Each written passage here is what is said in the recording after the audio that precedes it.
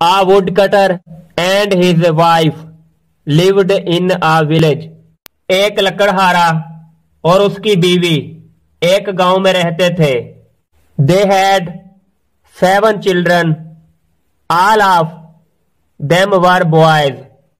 उनके 7 बच्चे थे. उनमें से सब लड़के ही थे.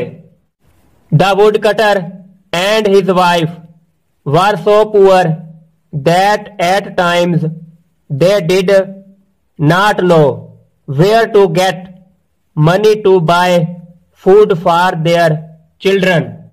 लकड़हारा और उसकी बीवी इस कदर गरीब थे कि कई दफा वो नहीं जानते थे कि अपने बच्चों के लिए खाना खरीदने के लिए रकम कहां से लाएं.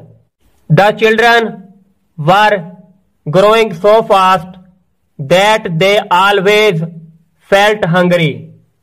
बच्चे इतनी तेजी से बढ़ रहे थे कि वो हमेशा भूखे ही रहते थे.